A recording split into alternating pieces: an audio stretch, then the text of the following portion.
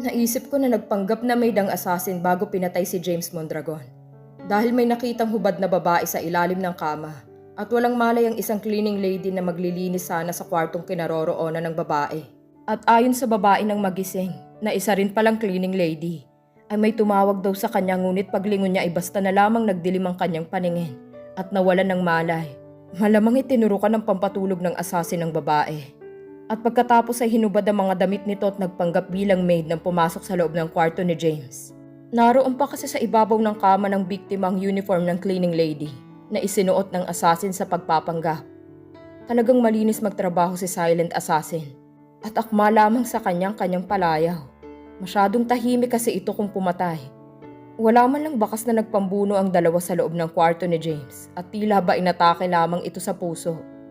Ngunit nang ipa-autopsy ng ama ni James ang katawan nito, ay saka lamang nalaman ng mga pulis na may matinding laso ng ini-inject sa katawan ng biktima na naging sanhi ng pagkamatay nito. Matindi ang laso na gamit ni silent assassin dahil kayang pumatay ng laso na to sa loob lamang ng 2 hanggang 3 segundo. Nang pinareview niya ang CCTV camera ay natuklasan niyang nahack ang mga CCTV kung saan dumaan ang assassin. Talagang sinadya ang lahat para hindi ito makilala at makita ang muka dahil maraming mga CCTV sa paligid. Ngunit kahit ang mga CCTV na yun ay walang silbi katulad ko. Dahil para din akong CCTV na pinanood lamang ang pagtakas ng assassin. At ang lalaking bumangga sa akin ang pinaghihinalaan kong assassin. Dahil ito lamang ang kahinahinala ang kilo sa lahat ng mga taong naroon sa hotel. Kaya pala ito nakayuko para hindi gaanong makita ang muka. At maging ang guard ng hotel ay hindi rin nakita ang muka ng assassin. Nasa harap ko na siya, ngunit pinabayaan ko pa siyang umalis. Gigil na sabi ko sa aking sarili. Napahawak ako sa aking sentido dahil bigla itong sumakit. Talagang sobrang pinapasakit ng assassin na itong aking ulo. Relax ka lang, Harriet. Hindi mo naman alam na assassin palang taong yun na bumangga sa'yo, kaya normal lamang na hayaan mo siyang makalayo. Pagbibigay katwiran ng best friend kong si Carlo, sa kapalpakang nagawa ko. Marahas na napahugot ako ng malalim na buntong hininga. Tama si Carlo. Di ko naman alam na assassin palang nakabangga sa akin. Ang ikinagagalit ko ay nagmukha akong tanga dahil sa nangyari. Ngunit sa susunod na magkita kami, ipinapangako ko na hindi ko na siya paliligtasin pa. Malalim na napahugot na lamang ako ng buntong hininga at naupo sa aking swivel chair. Maya-maya bigla akong tumayo at bitbit ang aking jacket na naglakad ako palabas sa pintuan. Saan ka naman pupunta, Harriet? Tanong sa akin ni Carlo na biglang napatayo at napasunod sa akin. Magpapatrol lang ako sa kakalsadahan at malay natin makahanap ako ng clue sa mga lugar na hindi natin inaasahang pinupuntahan pala ni silent assassin. Mabilis kong sagot sa kanya at bago pa man siya makatutol ay mabilis na akong nakalabas sa aking opisina. Sumakay ako sa aking kotse at basta na lang nagmaneho ng walang direksyon. Kung saan ako dalhin ng aking instinct ay doon ako pumupunta. Naisipan ko magpunta sa isang nightclub. Sa pagbabaka sakaling makakita ako ng clue na mapagkakakilanlan ko kay silent assassin. Ngunit nasa may bukana pa lang ako ng club nang bigla akong bumalik sa tamang pag-iisip. Paano ko naman mahahanap ang isang taong hindi ko pa nakikita ang muka? At kahit suyurin ko pang lahat ng nightclub ay tiyak na wala akong makukuhang clue tungkol sa taong hinahanap ko. Para ako naghahanap ng karayom sa tambak ng dayami. Kung hindi lamang kaaway ng batas ay papalakpakan ko na sana ang silent assassin na ito. Ang bilis kumilos na parang palos. Malinis ding magtrabaho at higit sa lahat ay puro salot sa lipunan ang pinapatay nito. Para itong si Robin Hood sa makabagong panahon. Yun nga lang ay hindi ito katulad ni Robin Hood na nagnanakaw sa mga mayayaman at ipinamimigay sa mga mahihirap na tao.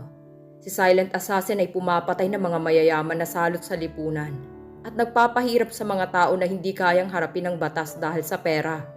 Dahil sa tingin ko ay wala naman akong mapapala sa kakaikot ko ngayong gabi ay mabuti pang umuwi na lamang ako at ipahinga ang aking isipan. Bukas ay mag-uumpisa na naman ako sa pangangalap ng data tungkol sa madulas na assassin. Siguro kapag mahuli kong matinik na assassin na ito ay ang laking accomplishment ang mararanasan ko. Because silent assassin is one of a kind. Para siyang isang sikat na ligaw na halamang gamot na marami ang humahanga at naghahangad, ngunit wala namang nakakakita. Kung ang ibang mga tao ay tinatawag siyang silent assassin, ang iba naman ay tinatawag siyang ghost hero dahil pinapatay niya mga salot ng lipunan. Pero hindi siya nagpapakita na tulad ng isang multo. Ngunit para sa akin ay isa pa rin siyang kriminal na dapat arestuhin. Dahil hindi niya dapat inilalagay ang batas sa kanyang mga kamay. Kaya kailangan kong mahuli si silent assassin na ito para mabuwag ang pinakakilabot na organisasyon ng mga mamamatay tao, ang BAS o Black Squad Assassin, na ilang taon na rin nasa most wanted list ng PNP o Philippine National Police. Naudlot ang pag-iisip ko sa BAS at kay silent assassin.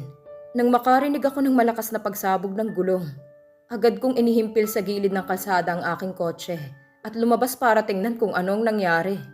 Napamura na lamang ako nang makita kong may malaki at matulis na spike ang nakatusok sa gulong ng aking kotse.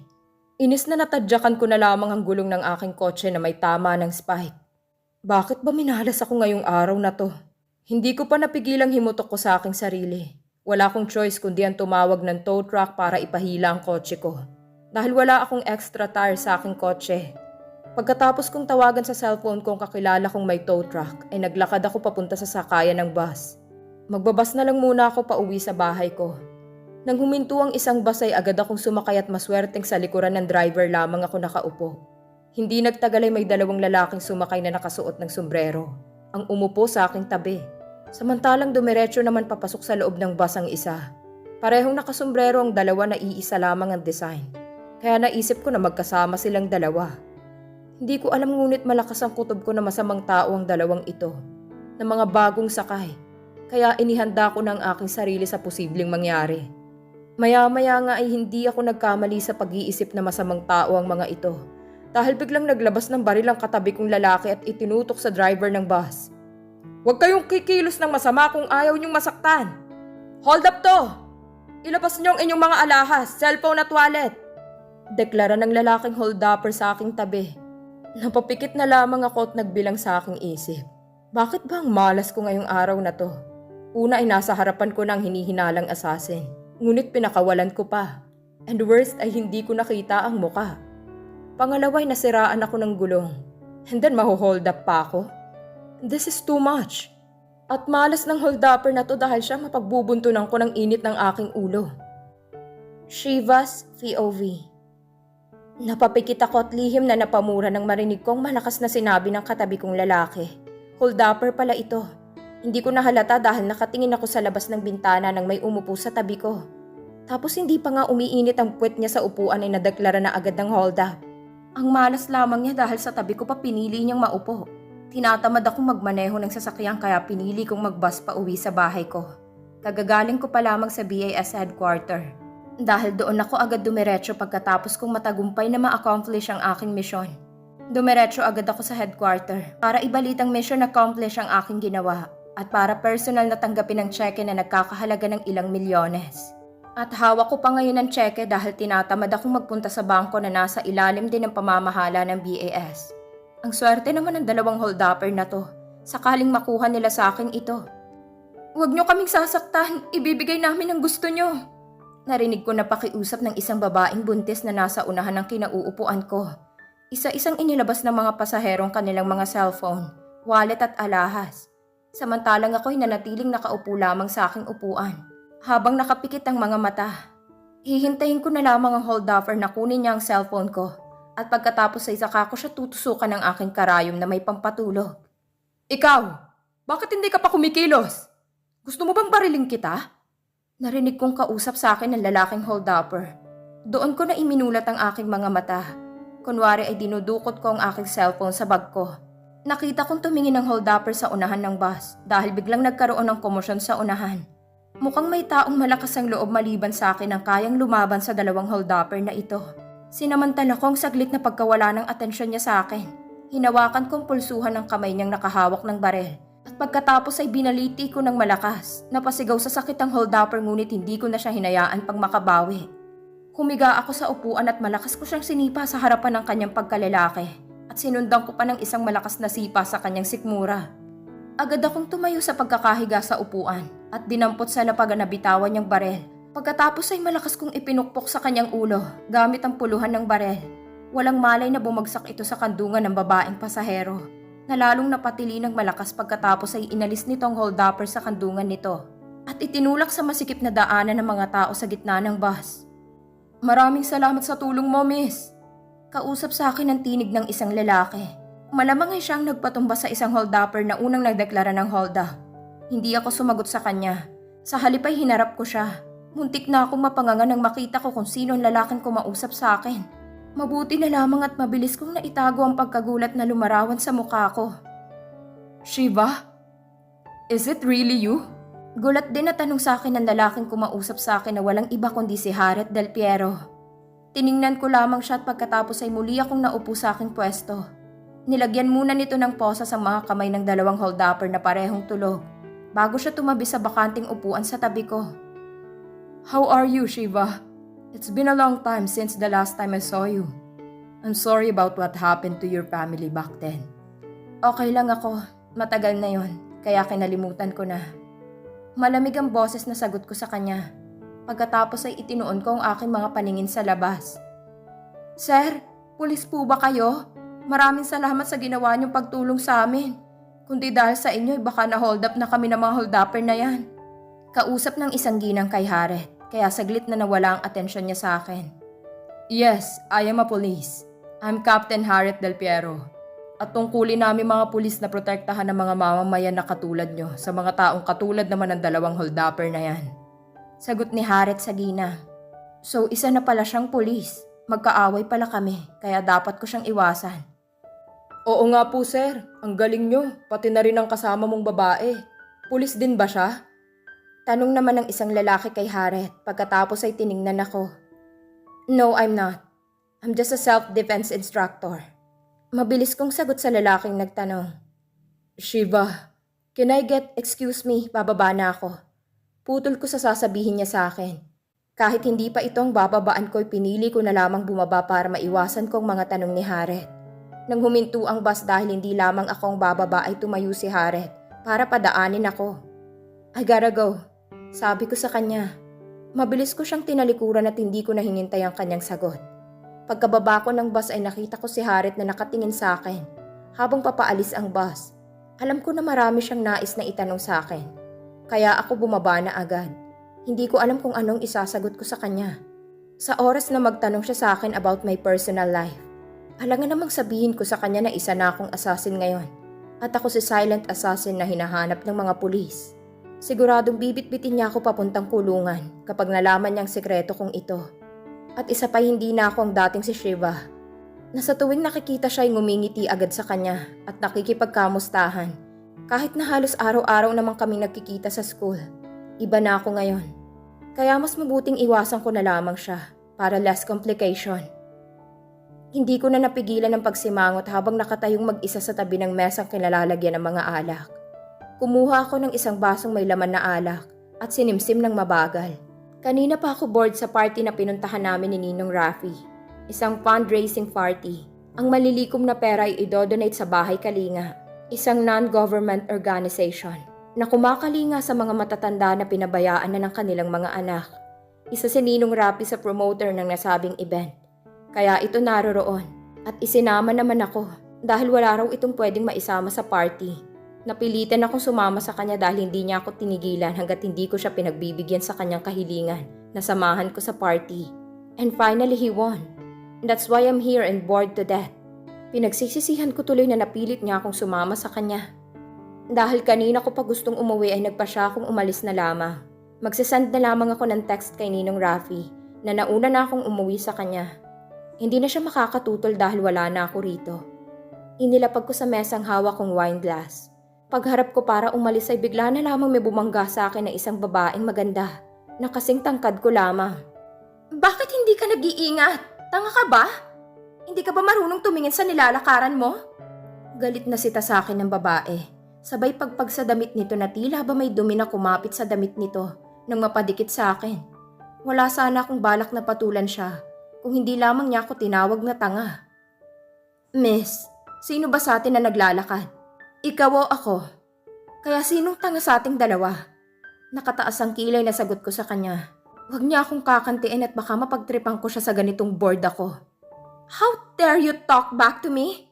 Biglang nanlisik ang mga matang singhal niya sa akin. Hindi mo ba ako kilala? Nakataas pa rin ang kilay na sinuyod ko siya ng tingin mula ulo hanggang paa. Pagkatapos ay nang iinis na umiling ako sa kanya.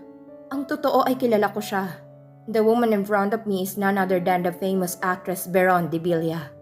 Sikat ito hindi lamang dahil magaling itong umarte, dahil na rin sa balitang hindi magandang ugali nito kapag walang kamerang nakatutok sa kanya. At ngayon ko napatunayan na totoo ang mga balitang yon, at hindi pa ninira lamang. Then who are you? Nang iinis pa rin tanong ko sa kanya. Kitang-kita kong pagdilim ng kanyang muka at panlilisik, lalo na ng kanyang mga mata, na tila na insulto dahil hindi ko siya kilala. Napailing na lamang ako pagkatapos ay walang salitang tinalikuran ko siya para tuluyang umalis sa party. Ngunit nakakadalawang hakbang pa lamang ako nang maramdaman ko ang kamay niya na humila sa aking mahabang buhok. Where are you going, bitch? Hindi pa tayo tapos mag-usap. Sa tingin mo ay hahayaan kitang umalis? Galit na sabi niya sa akin habang hinihila ang buhok ko. Naitikom ko na mahigpit ang aking mga labi dahil sa naramdaman kong sakit sa aking anit. Nagbilang ako ng hanggang 3. Pagkatapos ay bigla kong hinawakan ang kamay niyang humihila sa buhok ko. At pagkatapos ay binaliti ko ng malakas.